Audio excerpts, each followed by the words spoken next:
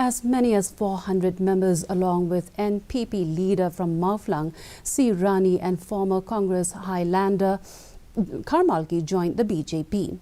BJP President Ernest Mauri said it is a boost to the party and more leaders from across the state will be joining the BJP very soon. He also said that the party is geared up for the electoral battle in 2023.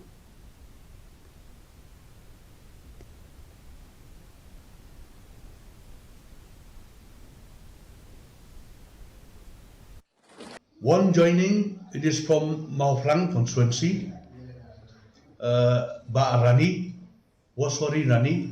He joined our party along with his supporter.